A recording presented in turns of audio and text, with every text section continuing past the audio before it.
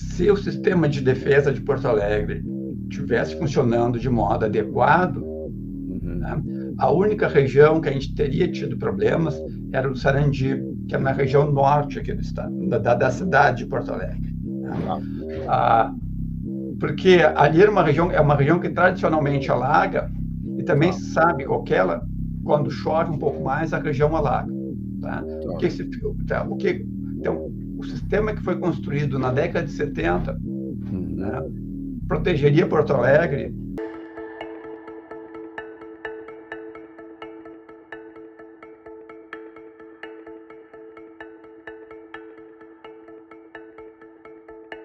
Olá, sejam bem-vindos a mais um episódio do nosso podcast Missão Desenvolvimento. Sou Paulo Gala e tenho a honra e a alegria de receber aqui o professor Adalmir Marchetti. Alegria, obviamente, de poder conversar com o professor Adalmir, mas não sobre o tema, né, que é um tema grave, um tema difícil, que é a tragédia do Rio Grande do Sul. A gente vai conversar um pouco sobre as causas da tragédia e, mais do que isso, eu acho que é importante falar sobre a reconstrução, sobre os passos que vão ter que ser tomados, né, daqui por diante, os desafios que estão colocados, né, e os prejuízos enormes, né, tanto de vidas, né, que são os mais importantes, né, mas além disso, obviamente, as questões materiais, de reconstrução das casas, das empresas, né, de tudo que foi destruído por essa tragédia enorme, né. Então, professor, queria te dar as boas-vindas aqui, agradecer a sua disponibilidade para falar sobre esse tema, tenho acompanhado os trabalhos que você tem feito, tem escrito, mas antes de mais nada, pedir para se apresentar um pouquinho, para quem não te conhece, para saber um pouco da sua trajetória, e depois a gente já passa a falar do Estado. Seja muito bem-vindo, professor, obrigado por aceitar o convite. Eu agradeço o convite, né? É uma honra poder estar aqui conversando contigo, Paulo Galo. Né? Bom, e falando de uma tragédia, né, que está acontecendo aqui no Estado, né? Uma tragédia que tem um aspecto ligado às mudanças climáticas, mas também tem um outro aspecto, que eu diria que é ligado com as políticas que têm sido implementadas aqui no estado do Rio Grande do Sul, tanto no governo do estado quanto na prefeitura municipal, que a gente podia chamar de uma forte influência liberal ou neoliberal, sem discussão esse termo. Então, deixa eu falar um pouquinho de mim e vamos falar do tema, que é o mais importante, né? Bom, eu tenho formação em economia e mestrado em economia aqui pela URGS, fiz meu doutorado na New School for Social Research nos Estados Unidos, né? Aliás, é um lugar espetacular, estive lá semana passada, né, ali perto da Union Square, ali, tenho vários amigos que fizeram doutorado, né, um baita lugar. Você tem que ano que você fez o doutorado lá, professor? Eu fiz na década entre 94 e 99, né? 4 anos em Nova York, conheci, né, vários amigos também no Rio, São Paulo, Minas. É uma das grandes escolas americanas. Né? Professores extremamente inteligentes, né? Então, foi um período bastante... Você chegou a ter aula com o Lance Taylor? Não? O Lance Taylor já tinha ido para a School nessa época? Já. Fui aluno do Lance Taylor. Que legal. Né? Fui aluno do Arnold Shake, que é mais à esquerda, né? Do Duncan Foley. Legal, fantástico. Então, assim, tem professores excelentes, né? Economistas excelentes, né? Que,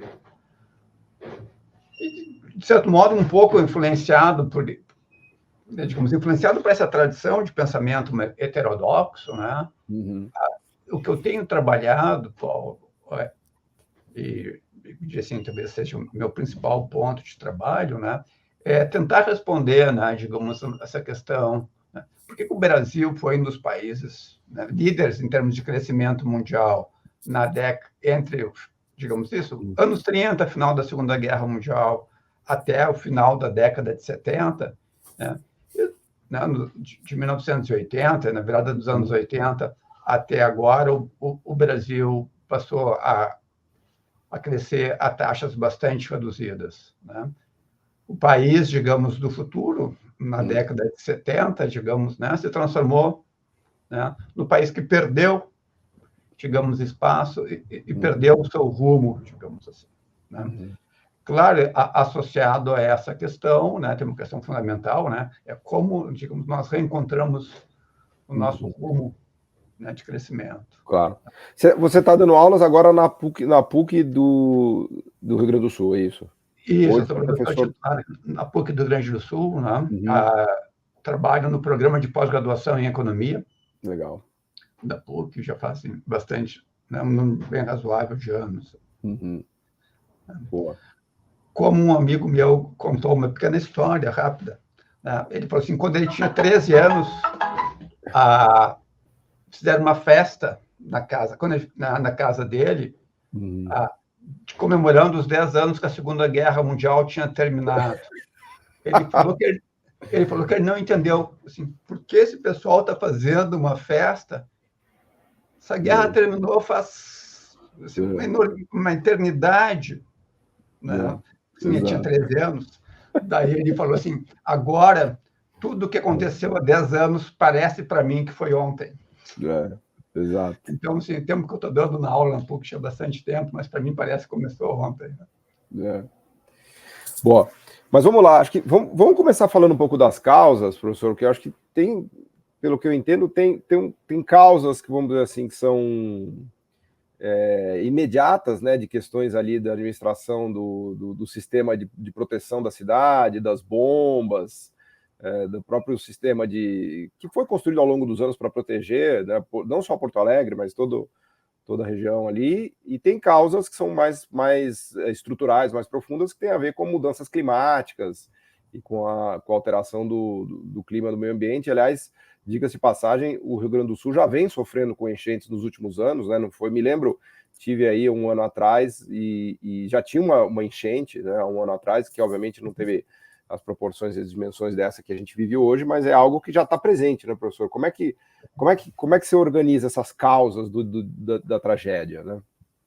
Eu acho que tem essa questão, tu chama bem a atenção, Paulo, das questões climáticas.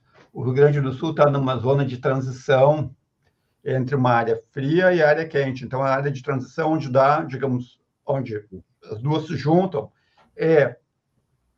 chove muito, né? Tem uma questão, e a questão das mudanças climáticas vão significar que o volume de chuvas vão aumentar. Então, tem esse efeito importante, né? Porto Alegre também está, né, um estuário, então Guaíba recebe rios de várias regiões do estado, né, que desaguam no Guaíba, também trouxe toda essa água para a cidade. Tá? Então, tem essa questão, que eu diria assim, climática. Tem uma questão também que a economia gaúcha, que é talvez menos tempo que a gente vai tratar, tá?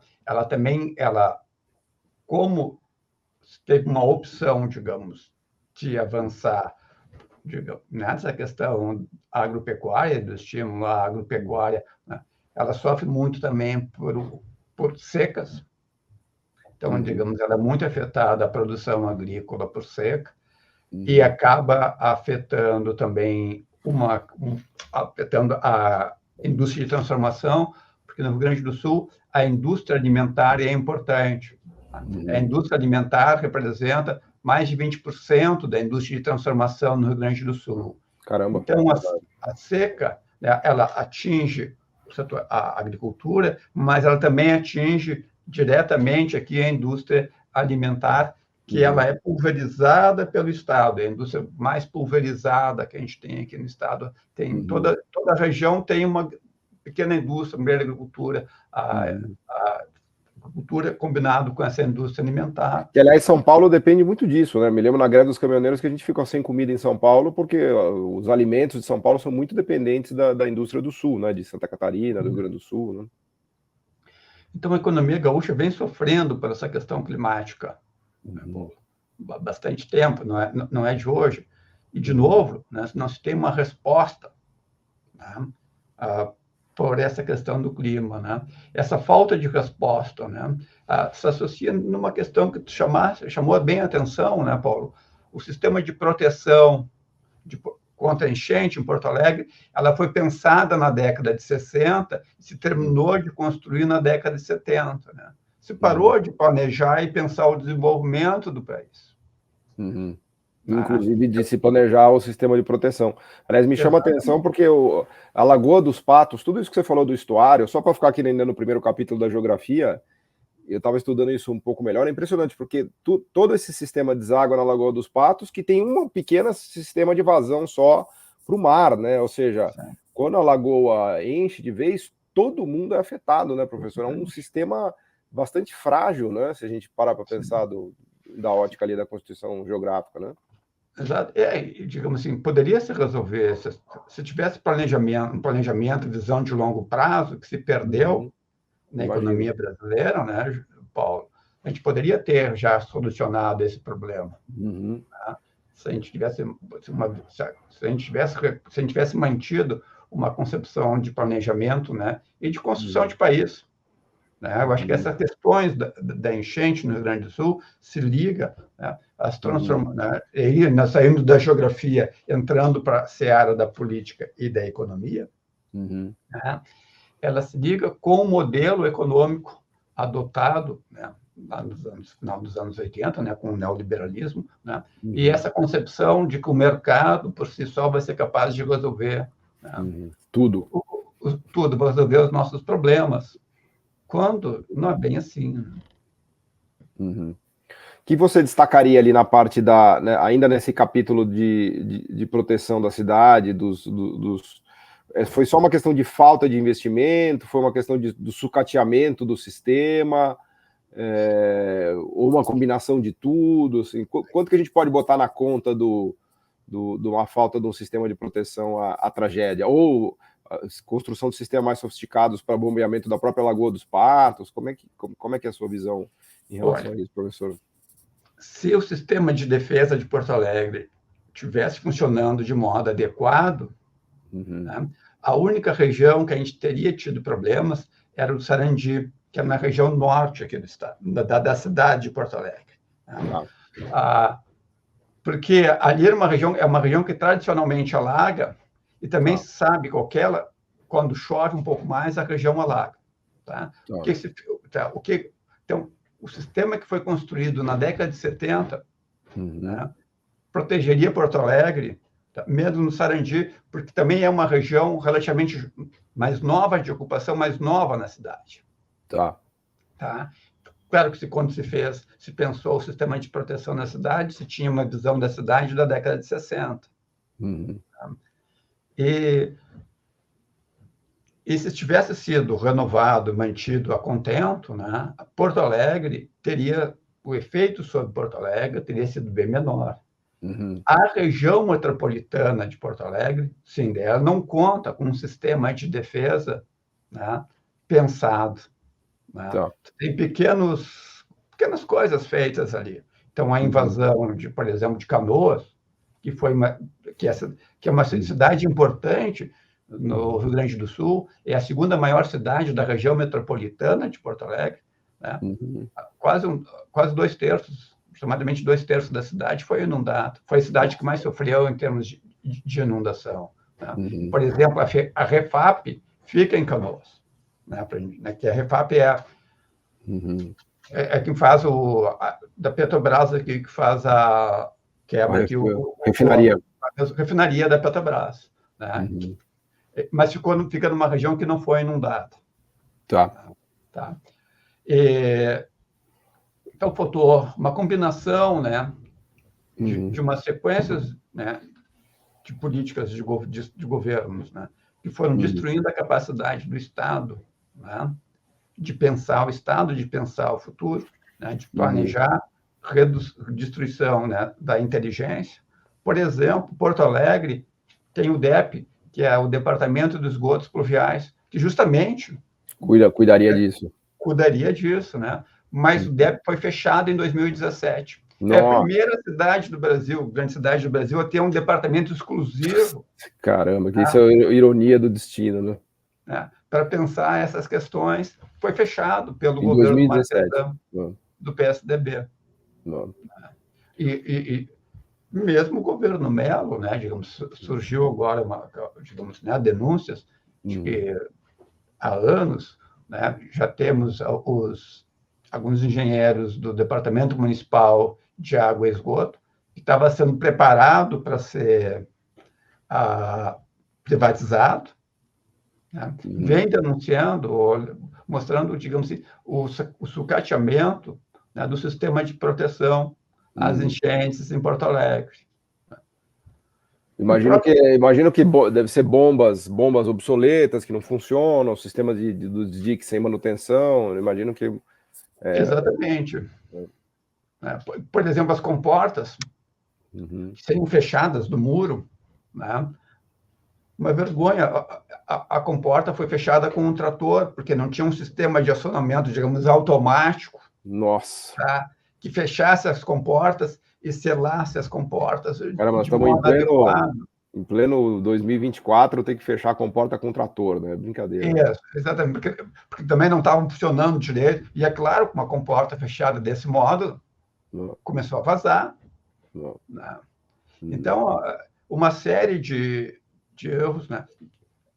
E também uma outra denúncia que o DEMAI teria mais de 400 milhões em caixa para fazer, poderia utilizar esses recursos para fazer a renovação. Tá? Isso, desculpa, o DEMAI é o Departamento Municipal de Água e Esgotos de Porto Alegre. Que com dinheiro em caixa, mas ele não fez os investimentos. Não fez os investimentos.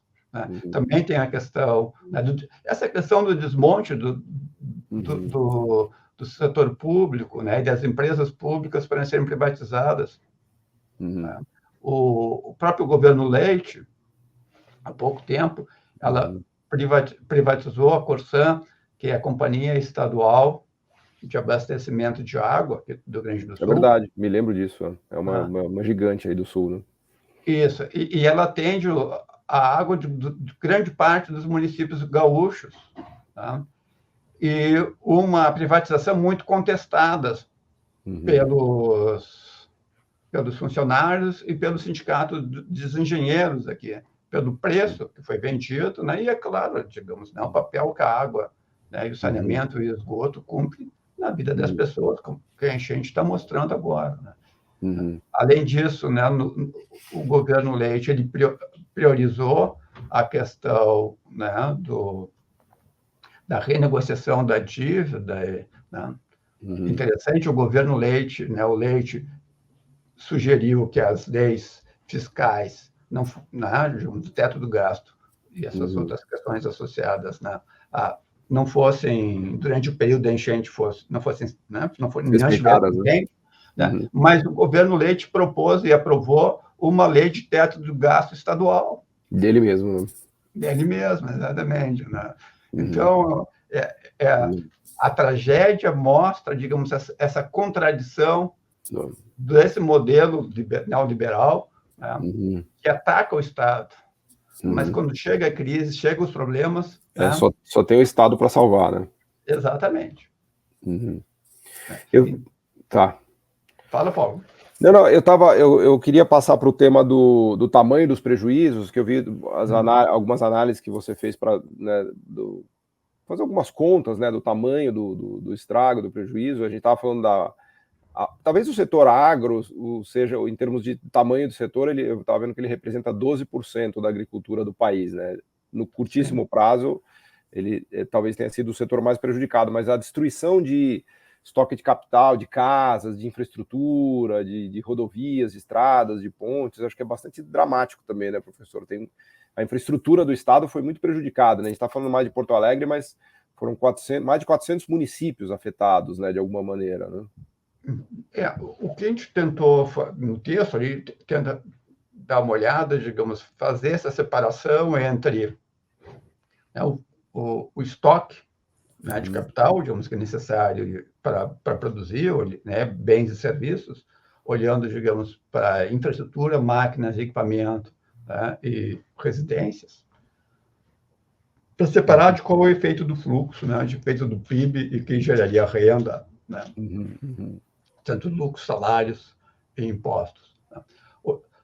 Saíram algumas estimativas, né, que foram superdimensionadas em alguma medida. Por exemplo, a própria Fiergs, que é a Federação da Indústria aqui do Rio Grande do Sul, publicou um número, né, de 100 bilhões de reais, né, somente para o setor industrial.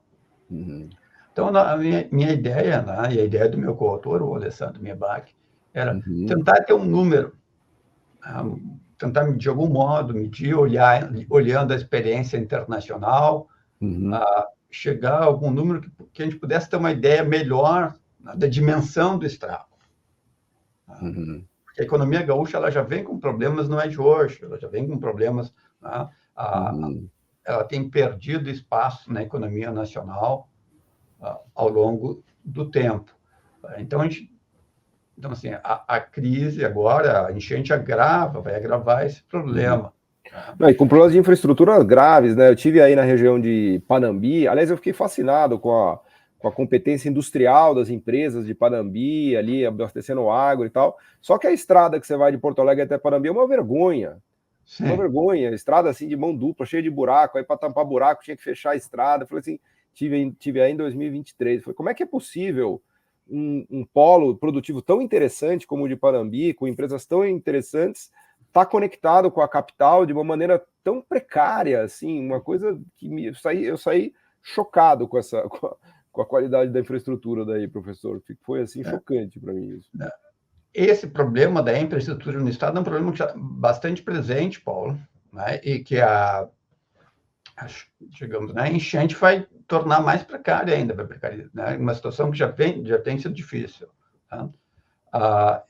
Nas estimativas que a gente fez, tá, o estoque do capital do Rio Grande do Sul, ele é em torno também de 6% a 7% do estoque de capital do Brasil. Né? Tá. Então, pegando o estoque de capital, né, do Brasil, a estimativa do IPEA, né, colocando, né, esses números e trazendo a preços de 2023, dá em torno de 1,5 a 1,6 trilhões de reais. Do estoque de capital da estrutura produtiva do Estado, né? Isso, edificações, máquinas, equipamentos, fábricas, máquinas, equipamentos, infraestrutura, construção residencial.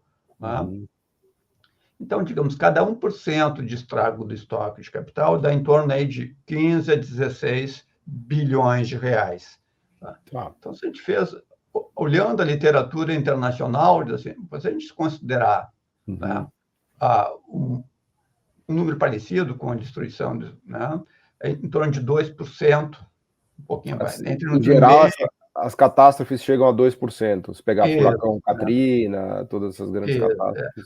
O Katrina, ele foi um pouco mais forte do ponto de vista dos impactos. O Katrina pegou 80%. Caramba! Né, alagou 80% de New Orleans. Então, foi acima mais da média mundial ainda do que a enchente aqui no Rio Grande do Sul. Né? Qual foi a porcentagem de inundação de Porto Alegre, professor? Você tem esse número? Olha, Porto Alegre não tem bem exato número, tá? Mas eu acho que foi em torno de uns 20% da cidade. 20%, tá. Porque, por exemplo, você falou que Canoas foi quase 2/3. Canoas foi a cidade mais atingida, em termos de percentual da área. Tá? Mais, inclusive, do que Lajeado, Estrela e Arroio do Meio ali, que ficou... Aliás, uma coisa que me chamou a atenção que até as serras sofreram inundação, até as cidades das serras, né? Algumas, sim. Principalmente, na serra houve muito deslizamento. Entendi. Na região. Então, ela foi muito atingida por deslizamento, mais do que propriamente a enchente, porque choveu muito na região. E também a água corre mais rápido, né? A força da água. O dado que eu vi é que choveu acho que em um dia, o que era para chover em um mês, ou algo do gênero, né? Choveu muito. Foram chuvas muito acima, né, dos padrões regulares, né? E com efeitos. Claro que aqui, como bem chamaste a atenção, né, Paulo? Porto Alegre e essa região, que é uma região mais baixa, é onde toda a água se acumula. Mais a chuva que atingiu a própria região, então somou, né, a chuva da região metropolitana, a chuva de outras regiões que vieram para cá, das outras bacias que vieram para cá. Mas você estava falando, eu te interrompi, você estava falando das contas do estrago ali, do estoque de capital. Então, na nossa estimativa, daria um estrago do estoque de capital próximo de 2%, entre 25%, próximo de 30 bilhões, né? Nesse entorno dos 30 bilhões. Né? Uhum. Eu vi um outro número, também baseado, por exemplo, no estrago de automóveis. Tá? Uma estimativa, né? Até eu vi na CNN esse dado, que em torno de 200 mil automóveis no Rio Grande do Sul foram inundados. A frota do Rio Grande do Sul é um pouco mais do que 5 milhões de automóveis. Tá? Então, daria em torno de 4%, um pouquinho abaixo de 4%, do número de totais de automóveis que foram inundados. Desses 4%, se a gente considerar uma perda aí de 40% a 50% dos automóveis, uns vão não tem conserto, outros vão ser consertados, isso, aquilo, também daria, digamos, algo em torno aí de 1,6% a 2%, né, de estrago, aí, digamos, de destruição no estoque de automóveis do Rio Grande do Sul. Então, eu diria, né, que esse número é um número factível e nos dá, digamos, uma base ao qual a gente pode fazer uma avaliação. Tá? O volume de investimento no Rio Grande do Sul, né, é em torno de 100, um pouquinho acima de 100 bilhões de reais ano. Tá. Então, né, o estrago no estoque de capital seria, digamos, entre 25% a 1/3, talvez do investimento mais, anual. Do investimento anual. Né? É grande, certo? Mas, digamos, é algo factível, algo que pode ser enfrentado, digamos assim, né? Digamos assim, se tiver um programas, né, de reconstrução da economia, entendeu? Assim, né? Eu acho que, digamos assim, é factível, né, de se recuperar isso, né? E a minha esperança, digamos, é que a enchente tenha um lado positivo. De trazer um alerta, né? De acender um alerta para as pessoas do que está em jogo, né? Exatamente, né? Inclusive mudar as políticas governamentais, né? E no próprio porque na medida que essas questões climáticas, né, elas são importantes no Rio Grande do Sul, mas vão ser importantes e vão ser mais fortes no Brasil como um todo, né, Paulo? Em que medida essa, digamos, experiência trágica, digamos, porque o Rio Grande do Sul está passando, não sirva, né, de ensinamento para nós gaúchos, né, e o Brasil como um todo, da gente ter uma política, enquanto país, né, de minimização, né, dos efeitos climáticos, e também uma política, né, que preparem as nossas cidades, né, os estados, para fazer essas mudanças. Né? Eu queria até aproveitar, professor, a sua expertise e trazer aqui uma comparação, que tem muita gente que está fazendo uma comparação com a enchente de 1941, que foi a famosa por ter sido a pior das enchentes, mas tem muita gente que traz isso como querendo minimizar os efeitos da tragédia atual, dizendo, olha, tem enchente mesmo por conta da região, e na minha visão não é nada disso, eu acho que é incomparável o tamanho da tragédia e os erros de política que chegaram nessa tragédia, né? Então, trazer isso, a comparação de 1941 é equivocado nesse sentido, mas eu queria aproveitar a sua expertise para falar um pouco disso, né, de comparações que a gente pode fazer com a enchente lá de 1941, inclusive as lições que aquilo trouxe, porque imagino que o sistema de proteção foi construído depois dessa tragédia, né, lá de trás, mas as proporções acho que foram menores, né? Como é que você enxerga essa questão, professor? Paulo, na minha visão, quando se compara, digamos, com a enchente de 41, tem, né, subjacente a isso uma ideia de minimizar, né, ou de reduzir o papel, né, do leite e do mel nesse desastre. Perfeito. Tá? Porque, bom, se nunca tivesse tido uma enchente naquelas proporções, a gente até poderia aceitar esse argumento, né? Mas em razão daquele... mais um motivo para ficar alerta, né? Exatamente, digamos, mais uma razão para não acontecer, né? Não, Exato. não explica por que aconteceu, né? Na verdade, ele deveria explicar por que essa enchente agora, né, não causou nenhum estrago, não porque a sociedade estava preparada para fazer frente a isso, né? E, de fato, né, Porto Alegre, se tivesse sido mantido o sistema teria respondido bem à enchente. Porque o que acontece aqui? O Guaíba, sai do seu leito com 3 metros de altura. Tá. O sistema, tá, foi concebido para proteger até 6 metros de altura. Porra, o dobro do que ele saiu, então? Exatamente. Né? Então, assim, o Guaíba atingiu o pico de 5,50. Né? Então, assim, o Guaíba poderia subir mais meio metro, porque se o sistema tivesse funcionado em pleno funcionamento, né, ele tinha funcionado. Por exemplo, o centro de Porto Alegre não teria sido invadido. Porque é uma calha que levanta que faz com que o rio continue seguindo, é basicamente isso. Né? A gente aqui em Porto Alegre, se tu vem para Porto Alegre, a gente passa, tem a Mauá, tem um muro da Mauá, que é um muro que um pouco separa a cidade do rio. Mas a gente pensa sempre o sistema de proteção, né, de Porto Alegre como sendo o muro da Mauá. Mas existe uma série de equipamentos que foram construídos, né, começando, né, ao norte de Porto Alegre até o sul, para proteger a cidade. Né? Tá. Foi a pane no sistema de proteção à cidade. Assim, o fato dele não ter sido renovado, mantido de modo adequado, né? O grande causador, digamos, da enchente em Porto Alegre. Entendi. O jeito que ela estava desenhada seria provavelmente suficiente para evitar grande parte do que aconteceu. Né?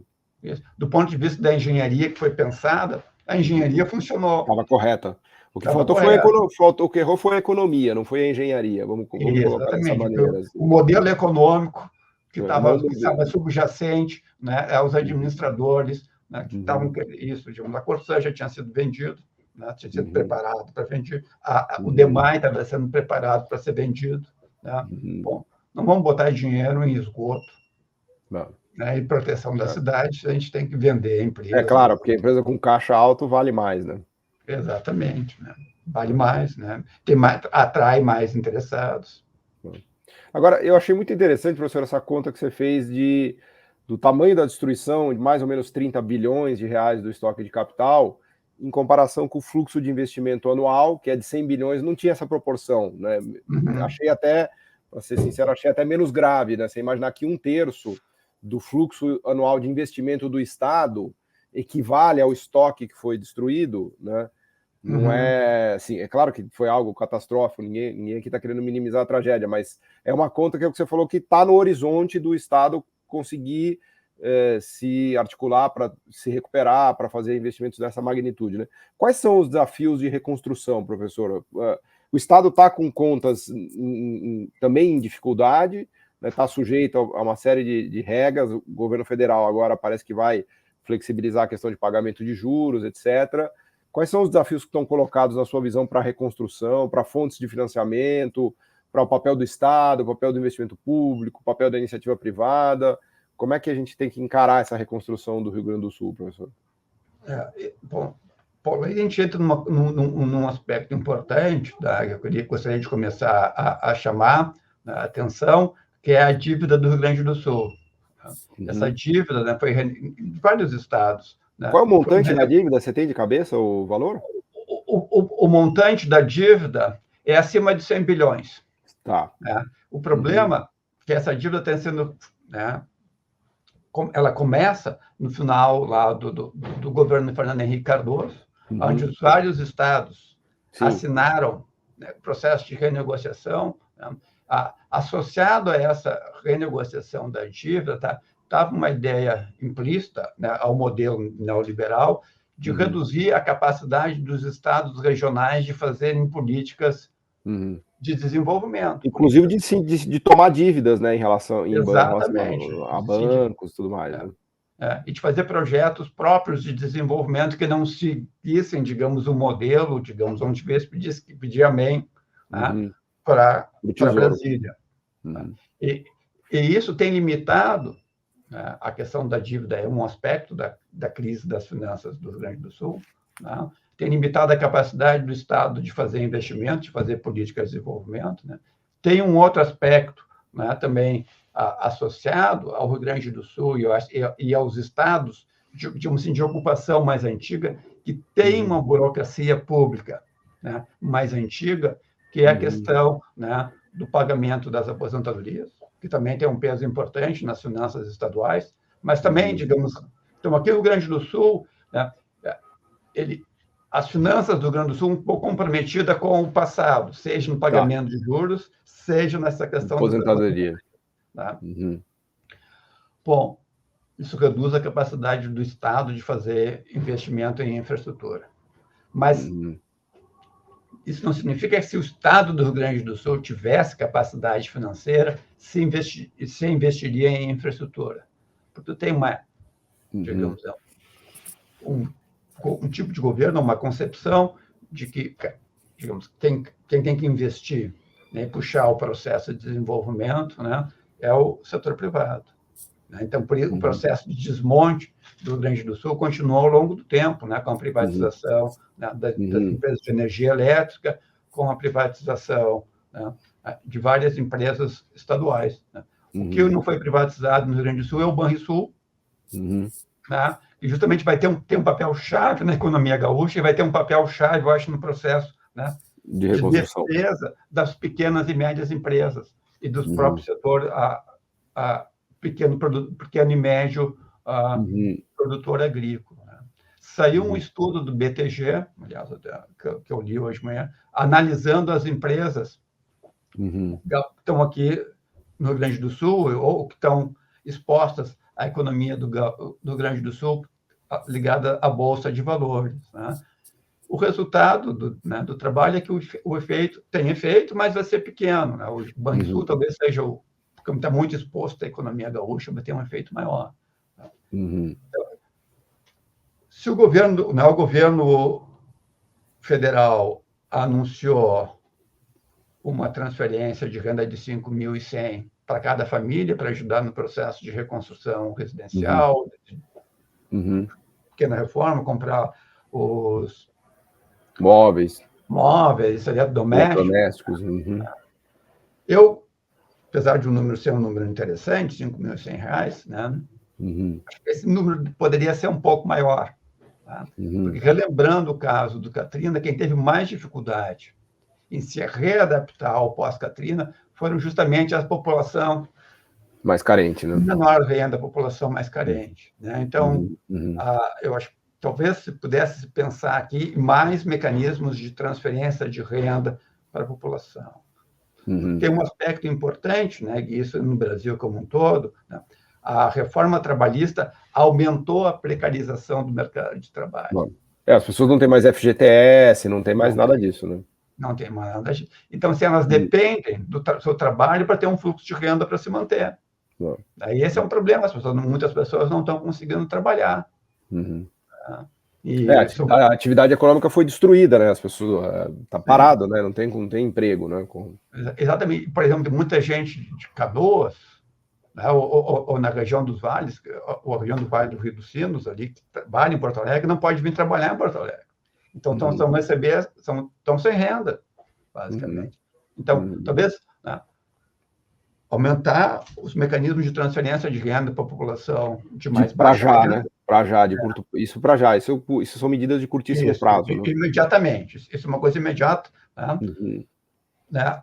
Tem uma questão importante, que é o congelamento da dívida do Estado e dos juros. Isso também vai significar só o congelamento, não pagamento da dívida por 3 anos, 11 bilhões, mais os juros, dá algo mais em torno de 20, dá um volume bastante razoável de recursos. 20 bi de fôlego financeiro para o Estado. Daí a questão, digamos, é uma questão, né, importante, né, que não tem nesse título ainda, digamos assim, quem vai administrar esses recursos? Como é que esses recursos vão chegar, digamos, nas empresas, qual parte desse recurso vai para o setor privado, qual parte desse recurso vai para financiar, né, a reconstrução, Mas porque a princípio é um dinheiro que vai parar no caixa do Tesouro do Estado, né? A princípio é um dinheiro que seria transferido para Brasília, mas não vai ser transferido, vai ficar no caixa do governo estadual, né? Que imagina. Isso, né? Como esses recursos vão ser utilizados, né? Quais vão Quem ser as é que vai estar... prioridades, né? Quais são as regras que vão... Claro, estamos falando de uma massa bastante grande, 20 bilhões de reais de recursos, não é pouca coisa. Né? Não, é um volume bem razoável de recursos. E se a gente pensar no efeito multiplicador que ele pode ter na economia... É quase, seguindo a sua conta do estoque de capital que foi destruído, é quase o valor de 30 bilhões da estimativa dos 2% do estoque, da destruição do estoque de capital, né? E com o efeito multiplicador isso vai embora, né? Porque se injetado na economia, isso vira 60 bi, 70 bi, sei lá, né? Isso, dá quase 2/3 da destruição. Vão ter mais, né, digamos assim, vão ter recursos que vão vir também, né? O Rio Grande do Sul tem o BRDE, que é o Banco Regional de Desenvolvimento Econômico, que também vai ter... Também é uma ferramenta importante. Vão ter um risco, né, importante. Houve também uns programas, né, de redução de taxa de juros e facilitação da vida das empresas que têm financiamentos. Tá? Então, tem uma série de mecanismos que ainda estão sendo pensados, né, que vão significar, né, que as empresas vão poder reduzir seus pagamentos. As pessoas que também têm, as famílias que também estão endividadas, também havendo uma redução, né, dos seus compromissos para fazer pagamentos. Né? Mas, então, falta ainda ter mais clareza, né, provavelmente desses recursos, e principalmente esse fundo, que talvez ainda é o principal fundo de dinheiro novo, né, que vai chegar, que o Estado vai ter acesso, né, como é que ele vai ser gerido, né, e para onde ele vai ir. Também tem um aspecto importante, né, Paulo? Não adianta reconstruir do jeito que estava antes, né? Temos que reconstruir e também pensar como é que a gente aumenta a resiliência da economia gaúcha, né, para futuros eventos climáticos. E, nesse sentido, né, o ideal seria pensar não só em termos das enchentes, mas também no outro aspecto que é mais comum aqui no Rio Grande do Sul, que são as secas. Porque é uma coisa curiosa, mas sofre tanto com a seca quanto com a enchente, quer dizer, dos dois extremos, né? E nessa década, né, tem sido o ano que não teve um ano que não teve seca ou enchente, todos os outros anos tiveram ou a combinação dos dois, né? O que impacta bastante a economia, né? A diferença da taxa de crescimento, né, nessa década entre a economia gaúcha e a economia brasileira está elevada. Eu acho que, eu até de cabeça, assim, professor, eu diria que acho que o estado do Rio Grande do Sul já dá para entrar na conta do estado que mais está sofrendo com mudança climática no Brasil. Eu acho que se botar na ponta do lápis aí, de enchente, de seca, de estrago na agricultura e tudo mais, nesses últimos anos, talvez o estado do Rio Grande do Sul, e é aquilo que você falou também, ele está na confluência ali, dizendo a zona temperada e tropical e tal, ele está pagando essa conta, com a conta muito cara para o estado, né, professor? Sim, tem havido, essa conta tem sido elevada, né? E tem uma outra característica do Rio Grande do Sul. O Rio Grande do Sul é o estado que tem o menor crescimento populacional do Brasil e maior envelhecimento. Né? E quando as pessoas envelhecem, digamos assim, né, e se aposentam, digamos assim, a gente olha a experiência, digamos, nos Estados Unidos, as pessoas se movimentam, não, de modo geral, elas saem do lugar que elas estão e se movimentam. Aqui no Rio Grande do Sul, muito desse movimento, um movimento básico de classe média, tem acontecido em direção ao litoral norte e ao litoral de Santa Catarina, que também está próximo. Então, o Rio Grande do Sul vai ser o primeiro estado... Não, o primeiro estado brasileiro a perder população já ao longo dessa década. Então, assim, vai ser o primeiro estado brasileiro que a redução vai reduzir a população. Né?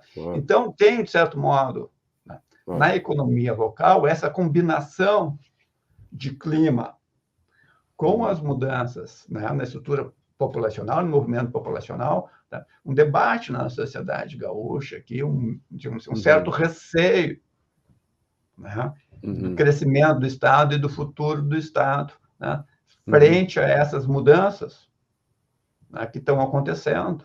Né? Professor, mas, por outro lado, é um estado bastante sofisticado e bastante desenvolvido, né? Quando a gente olha os dados da estrutura produtiva do Rio Grande do Sul, né, até o dado de complexidade econômica, que é um tema que eu gosto muito, sofisticação, a gente vê que é um estado que está ali no top 5, ele está entre os 5 mais sofisticados, né, com um sistema industrial avançado, por exemplo, a parte de chips e semicondutores que tem sido criada aí em Porto Alegre. Ou seja, o que eu quero dizer é que tem sementes aí que podem levar o estado a dar saltos interessantes, né, em termos de avanço tecnológico, na construção de uma economia mais resiliente a questões climáticas, mais baseada, de repente, em conhecimento, ou numa parte industrial mais high-tech, né? Qual é a sua visão em relação às potencialidades do Estado nesse sentido, professor? Paulo, justamente essa chamou a atenção de um aspecto que eu acho, digamos, que se liga com a questão inicial lá desse movimento, digamos, do agro. Né? Talvez esse é o caminho da economia gaúcha. Né? Processo de sofisticação tecnológica, né? E também a questão de serviços, né? De mais valor adicionado, mais intensivo.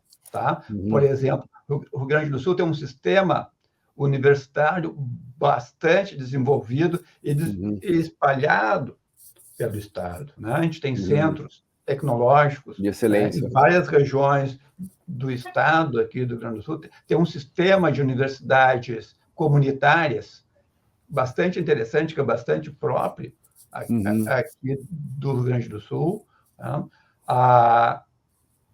Tem uma indústria bastante sofisticada, por exemplo, se a gente olhar, por exemplo, a região de Caxias, né? Tem uma indústria muito... Né? A indústria de transformação no Rio Grande do Sul tem um peso importante, né? Tem um peso maior. O polo petroquímico de Triunfo, que é importante. O polo petroquímico de Triunfo, né? Então, assim, tem caminhos.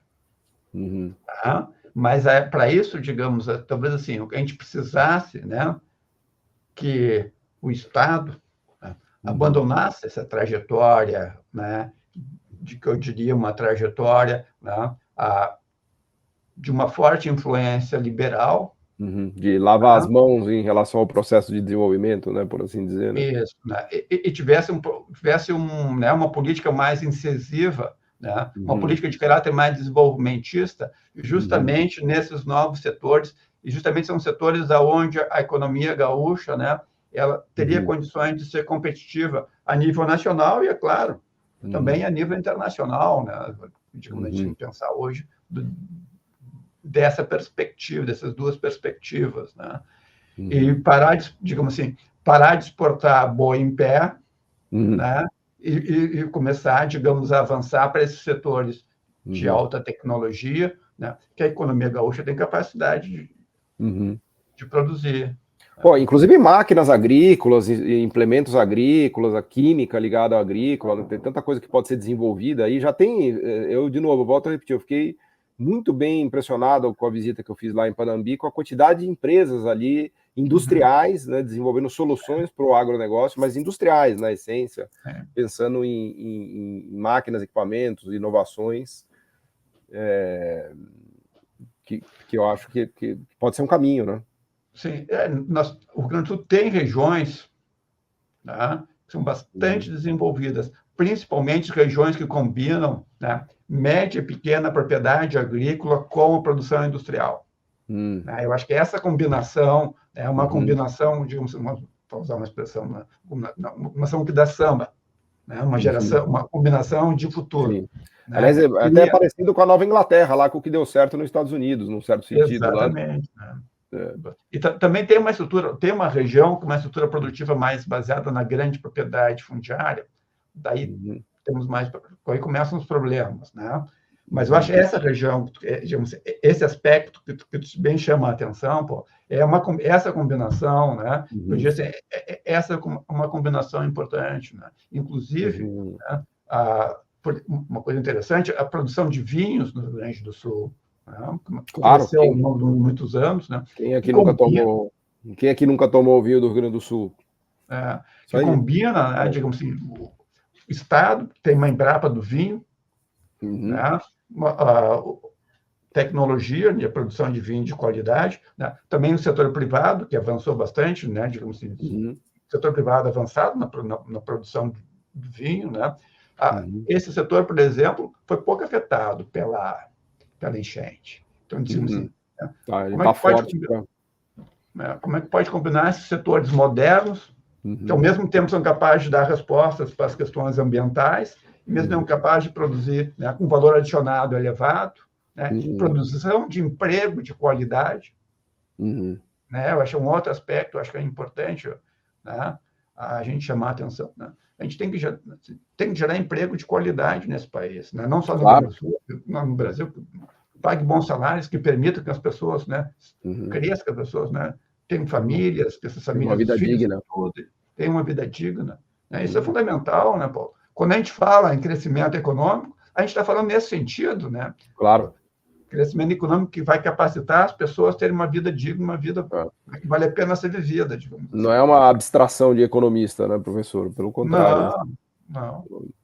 Está me dando uma certa agonia, porque a gente está chegando no finalzinho aqui da conversa já, mas eu queria deixar uns minutos aqui de palavras finais, né, de reflexões aqui que o professor gostaria de deixar para quem nos assiste. Eu aprendi muito aqui sobre tudo o que aconteceu, né, sobre os desafios que estão colocados, mas deixo aqui os minutos finais para a sua mensagem aqui, professor. Paulo, eu gostaria de começar agradecendo o convite, né? Foi uma alegria conversar contigo, já conhecia teus trabalhos, né? Ler teus artigos, né? Famoso nas redes, né? Figura... Economista de redes sociais, né? Como não é só de redes sociais, né, Paulo? Está sendo... Né? Tem bastante coisa interessante aí que tem feito, aí, produção, publicação, né? Boa. Então, obrigado. Né, que é bastante conhecido aí, né?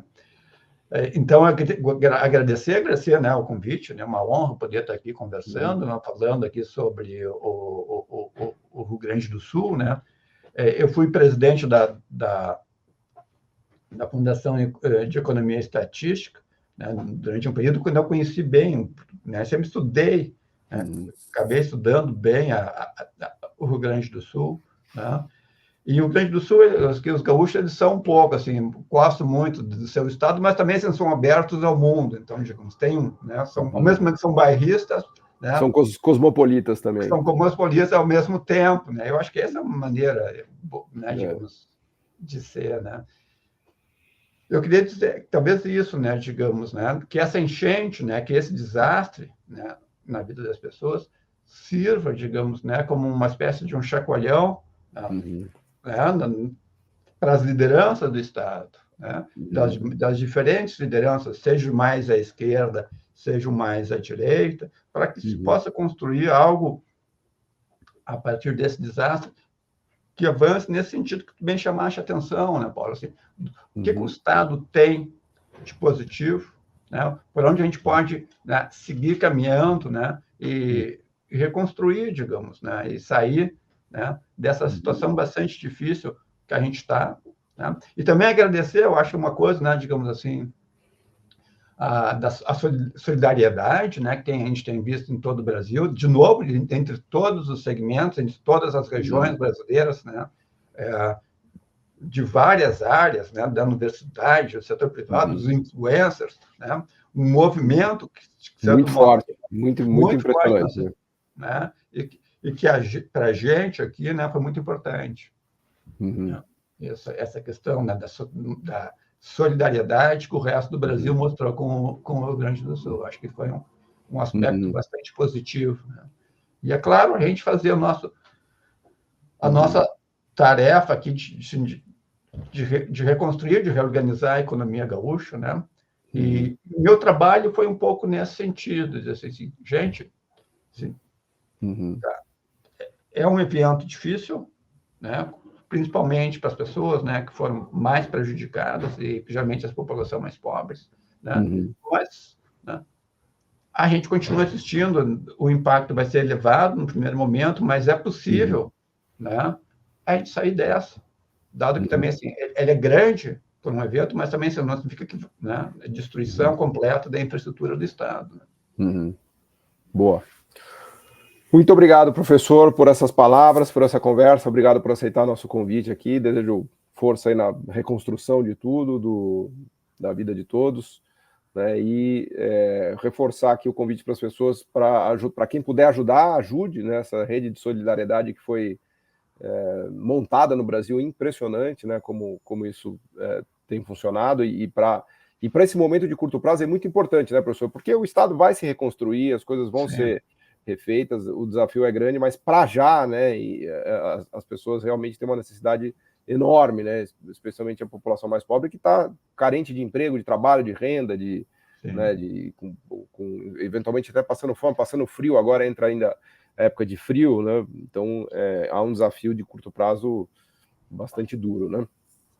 Principalmente para a população de baixa renda, faz uma diferença bastante importante, né? Eu tive, né, a PUC recebeu, né, na escola de educação física, recebeu pessoas, eu fui lá, né, e vi a importância que essa ajuda, né, dessa solidariedade vai ter, né, para essa população mais pobre, que muitas vezes saiu só com aquela roupa, a coisa que sobrou para ela foi aquela peça de roupa com quem ela saiu dali molhada, né? Sem roupa, sem nada, sem seus documentos, né? Sem dinheiro.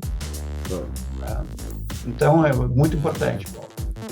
Boa. Obrigado, professor Adalmir Marchetti. Muito obrigado por essa participação, por sua conversa, e ficam aqui meus votos de força na reconstrução para todos. Obrigado, gente.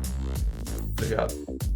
O podcast Missão Desenvolvimento é uma realização da AFB-NDS, Associação de Funcionários do BNDES, e vai ao ar semanalmente em todas as plataformas digitais.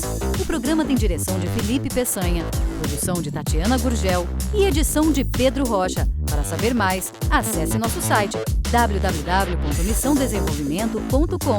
Você também pode assistir a outros episódios já gravados nos canais do Missão Desenvolvimento e da AFB-NDS nas redes sociais. Até a próxima!